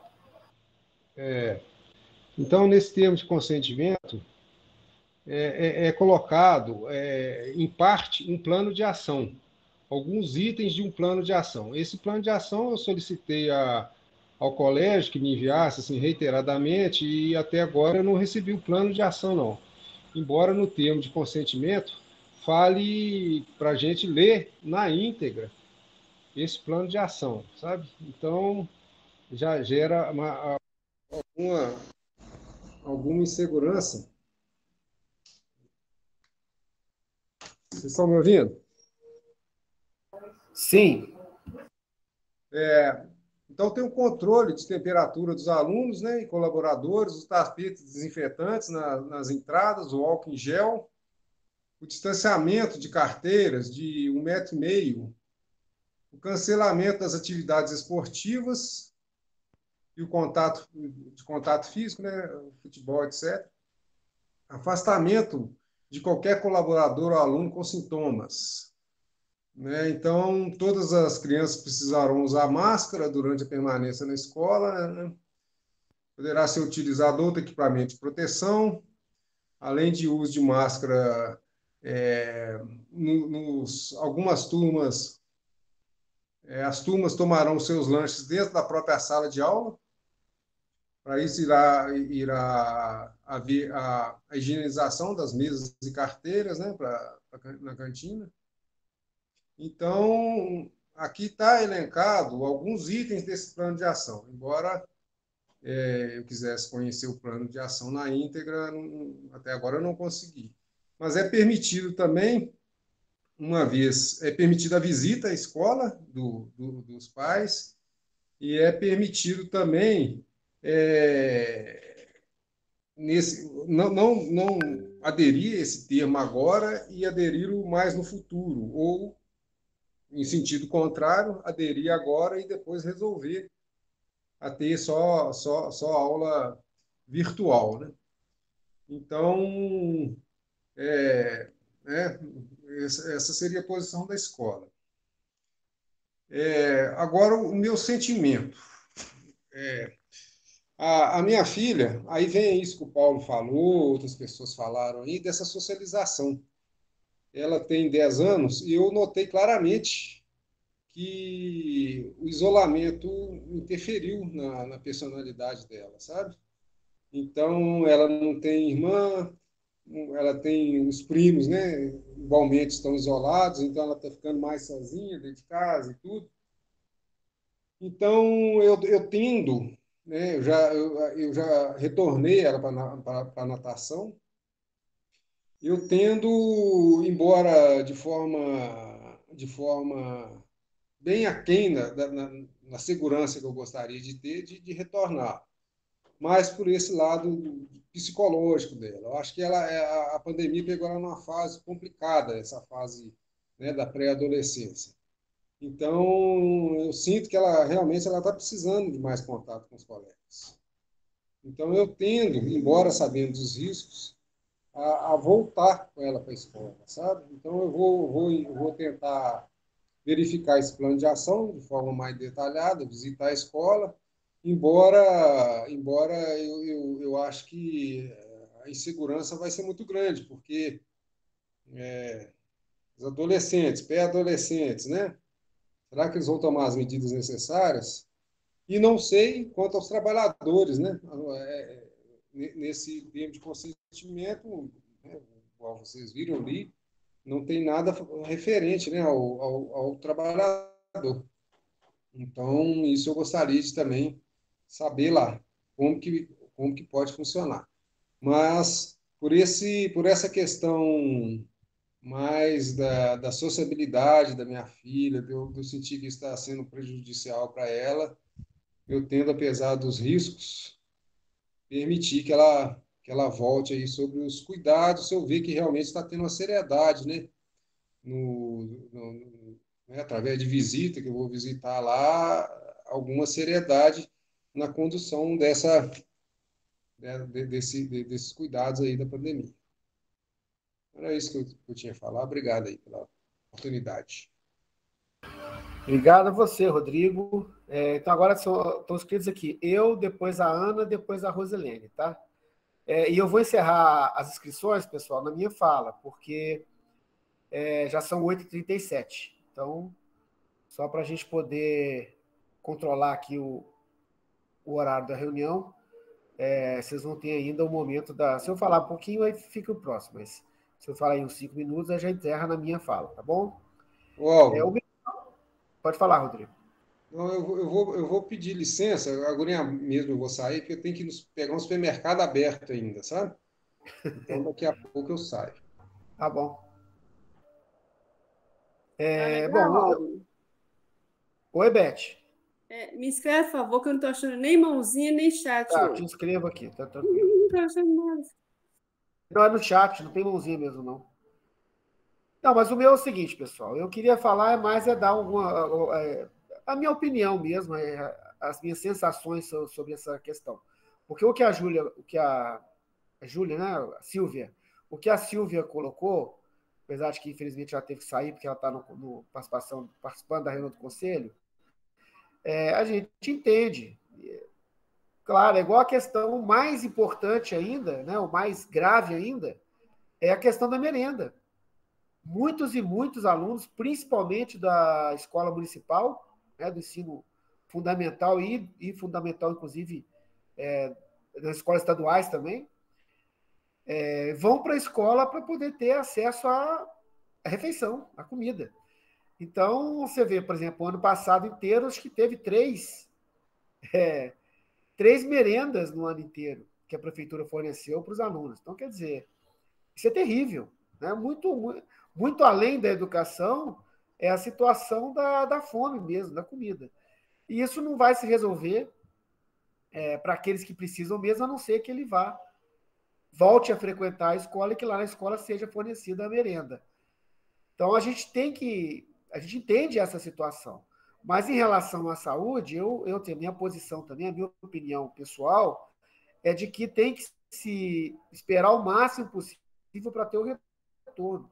Uma questão de saúde mesmo, da saúde da população em geral, por uma questão de segurança, né? Porque por mais que tenham essas medidas, por mais que se cumpram os protocolos, ainda assim, eu vou aqui apresentar, por exemplo, os exemplos que meu irmão, que está morando em Campinas, é escola privada, e ele conta para a gente como é que foi. Ela já tem alguns meses que retornaram às aulas presenciais dessa forma híbrida.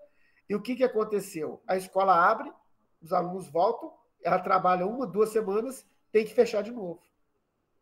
Por quê? Porque não tinha vacinação para todo mundo, então o vírus estava disseminando, aumentava muito, dava um foco numa determinada sala, aquilo obrigava a escola a fechar de novo. A escola fechava de novo, ficava lá não sei quantos dias fechado. Depois abriu de novo. Se eu não me engano, eles estão hoje abertos de novo, mas está nessa sequência. Então, quer dizer, eu acredito que aqui em Lafayette, por exemplo, na situação que as escolas municipais se encontram, principalmente, né, como deu o exemplo que a Beth nos contou aqui e o Francis. E a gente vê, isso é perceptível. Né? Todas as discussões, sempre os profissionais, professores, os outros demais profissionais que falaram nessas reuniões, né, sobre a situação das escolas, essa coisa terrível. Outra coisa, essa questão do trabalho duplo. o que a Jane comentou, como é que pode, por exemplo, nesse ensino híbrido, a semana que é presencial, que alguns alunos vão para aquela escola, tem um professor. Aquele professor vai estar dando aula presencial e remoto ao mesmo tempo? Quer dizer, ou ele vai trabalhar carga dobrada? É muito complicado. Eu acho que isso aí está muito. Eu acho que isso ainda é uma coisa realmente muito.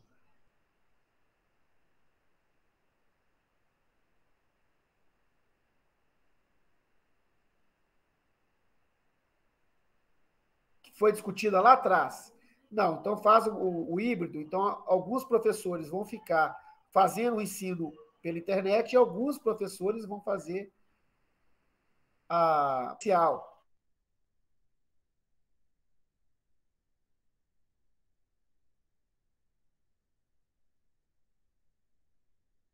Imunizados. Né? Sequer a categoria lá das escolas.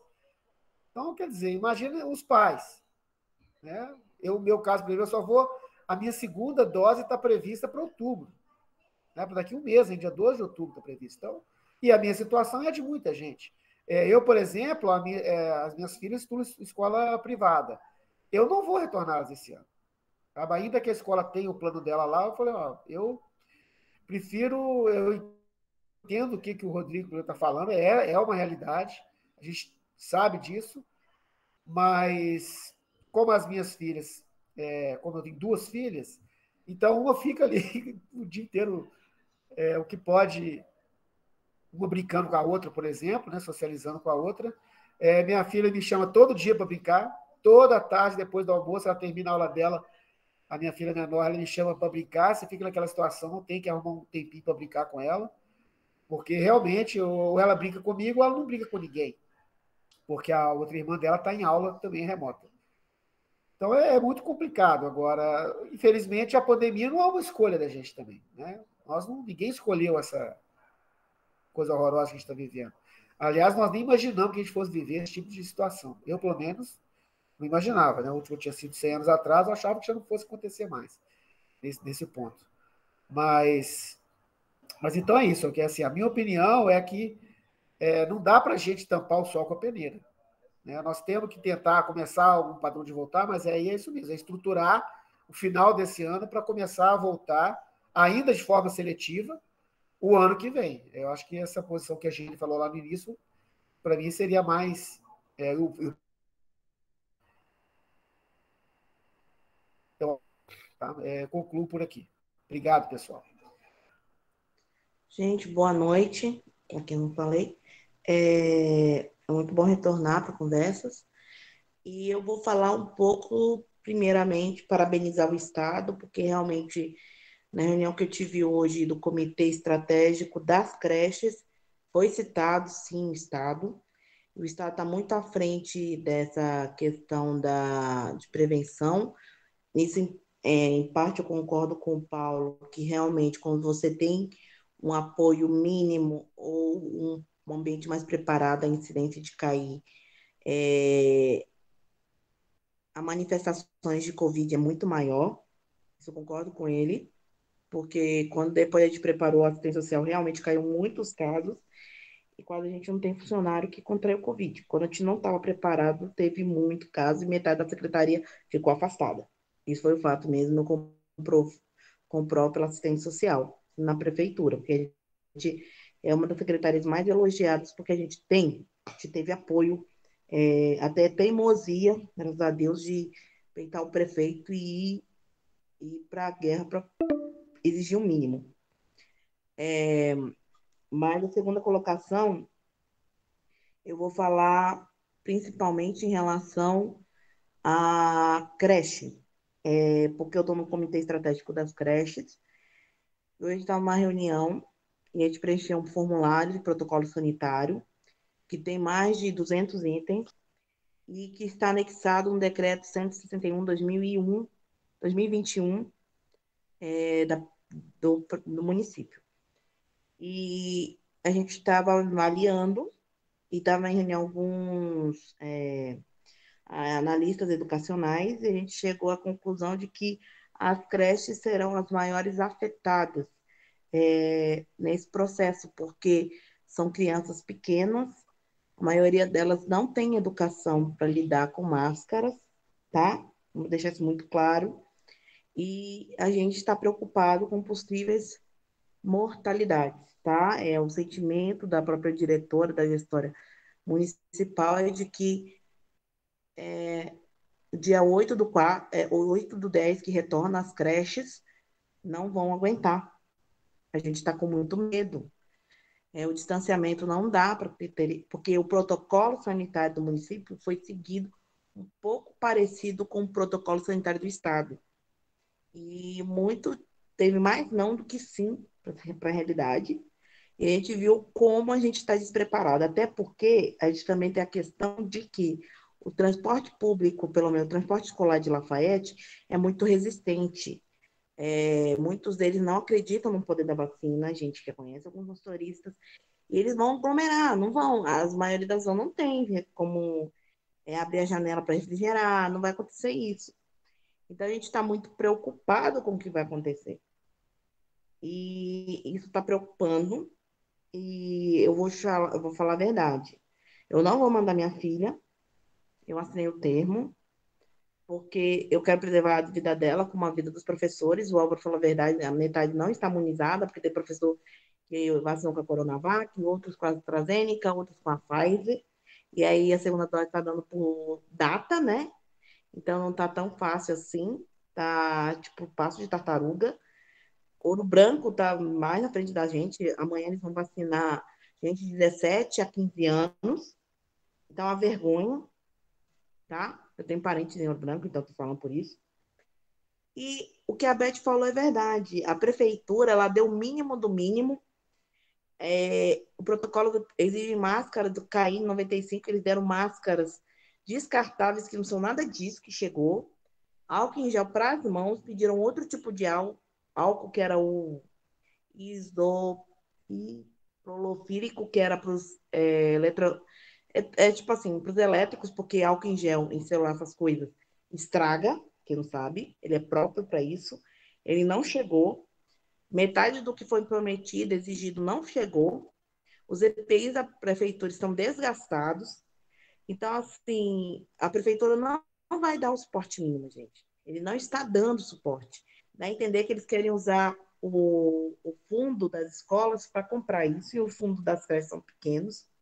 A gente questionou, por exemplo, eles querem uma sala própria nas creches, para que quando a pessoa manifestar os sintomas gripais, você isola a criança. Tá, detalhe, todas as creches que a gente tem, tirando os pró-infância, tá? Eles casa, alugada, muito mal adaptada. E aí se perguntou, eu fiz a seguinte pergunta, deu polêmica, perguntei para a diretora, o pessoal me xingou, não tô nem aí. Eu perguntei, vai ter um funcionário exclusivamente para isso? Ele vai ter os EPIs de hospital? Ele vai ter um seguro de vida caso a criança tenha Covid para poder manifestar nele? Ele vai estar vacinado? Ele vai ter nenhuma comorbidade? Porque quando eu fiquei 1 mês lutando entre a vida e a morte com Covid, o médico do hospital de campanha virou para mim e eu perguntei para ele, doutor Alexandre, uma pessoa que está com Covid pode passar para outra? Ele falou, quem tem sintomas leves, Carol, não passa tão fácil. Se você usar uma máscara, higienizar na hora, não tem problema. Mas se a pessoa já tiver muito o estado assim, avançado, tipo, vai entubar, onde ela tocar, o vírus vai ficar. Ela é uma bomba, está transpirando o vírus. Então a máscara não adianta nada. Não vai adiantar nada.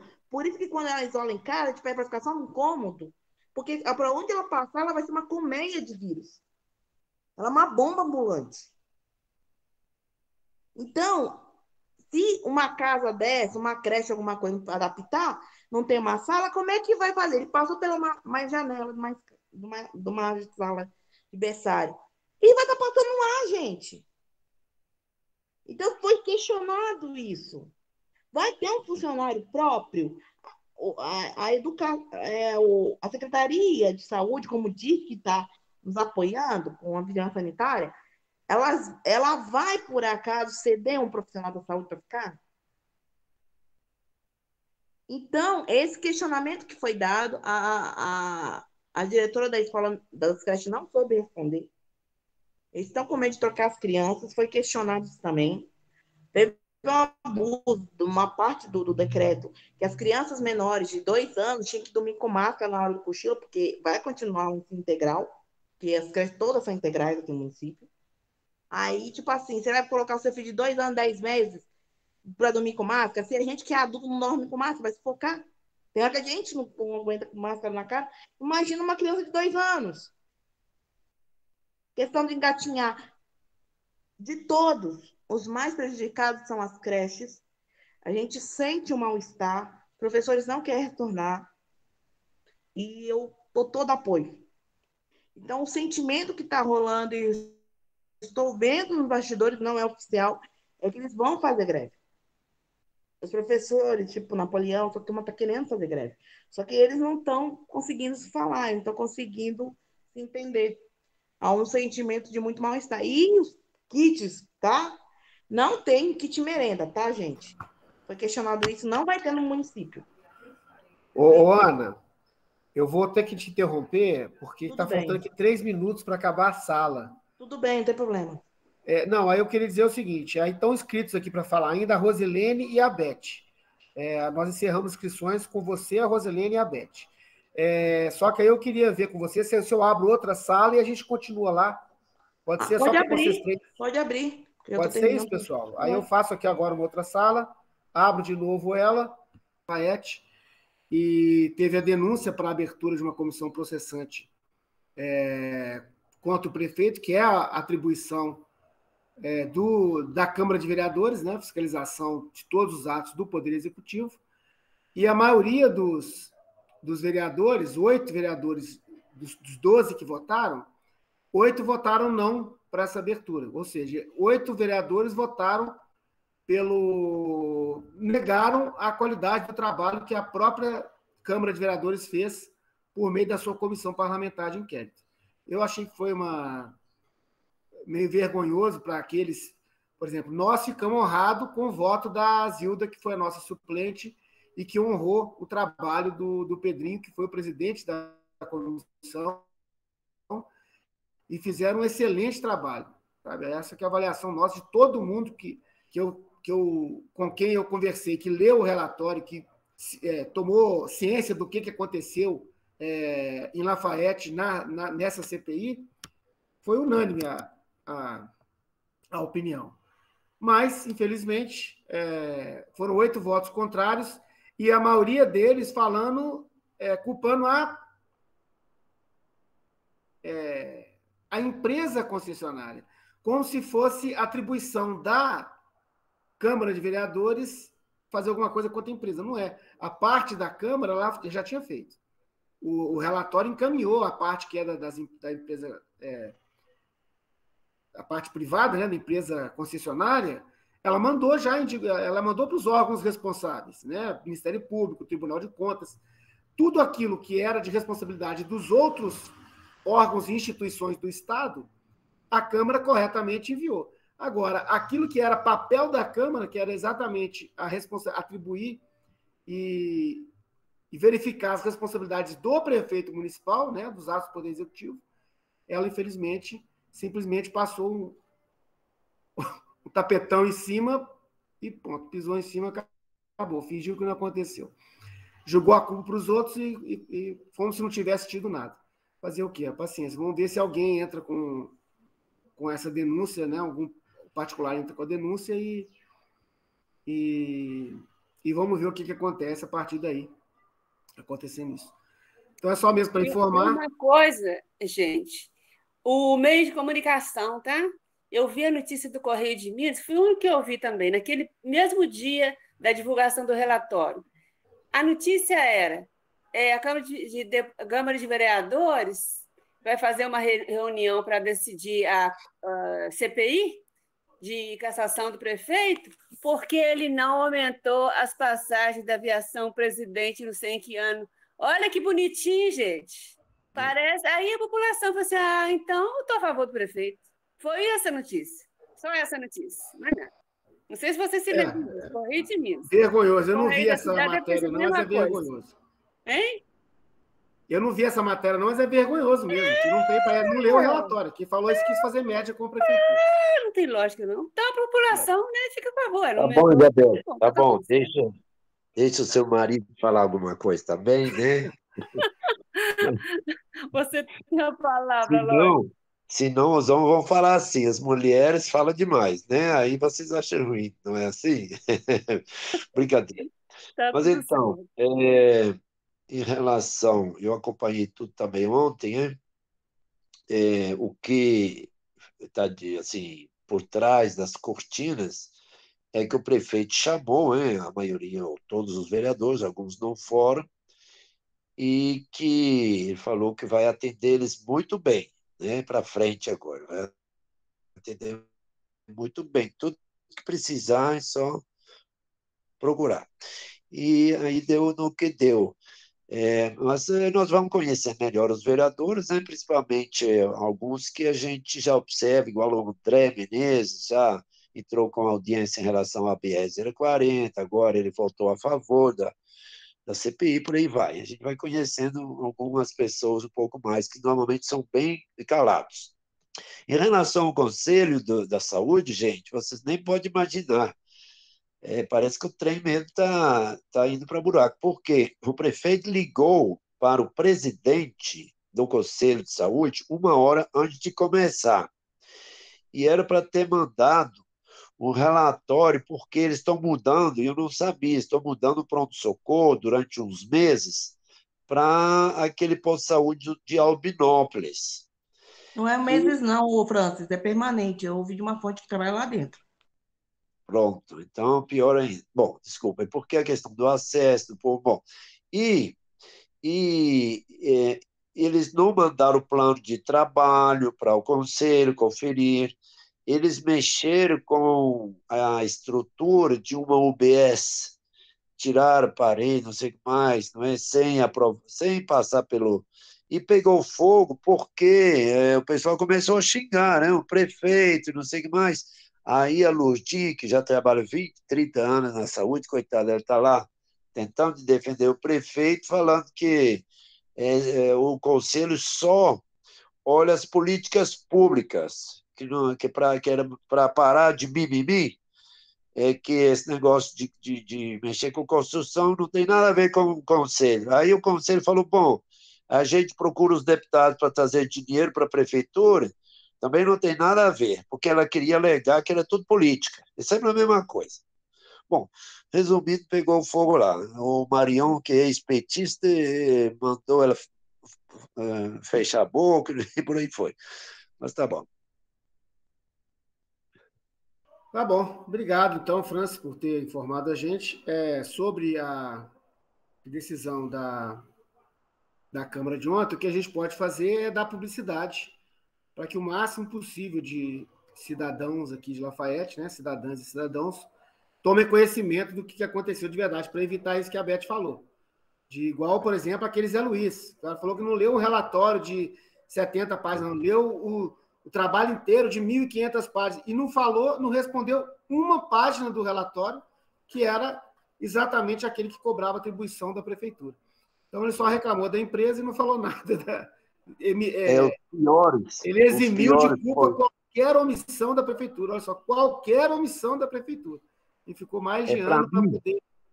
As piores falas foram dele, infelizmente também do nosso ex-filiado Eustáquio, e de mais um lá que também achei assim, não tinha cabimento. O Sandro. Ele fala que. O Oswaldo. O Oswaldo. Pois é. O Oswaldo também. O Oswaldo foi o primeiro e foi ele que foi ensinado como que tinha que começar a reunião. Mas o Sandro, ele não falou nada com nada, falou ainda que não estava fazendo demagogia e estava fazendo o tempo todo. Então, péssimo. Em relação à divulgação, nós precisávamos de uma coisa mais bonitinha, porque só repassar que esses vereadores votaram a favor e outros contra, né? Teria que ser uma coisa mais bonitinha, mais bem bolado. Não sei se o Marcelo pode nos ajudar, se está muito atarefado, quem podia fazer, né? E em relação também, eu fui lá na comissão, não era para escutar, de saúde, não era para escutar confusão, não. Era só para lembrar que o padre João mandou 239 milhões quebrados para a questão de odontologia, ajudar, né, principalmente os bairros que não estão sendo bem atendidos. E aí teve também uma discussão sobre isso, mas tudo bem. Boa noite. Tá bom, obrigado, Francis. Bem lembrado mesmo, o consultório odontológico que o padre João mandou dinheiro para cá, isso é importante mesmo.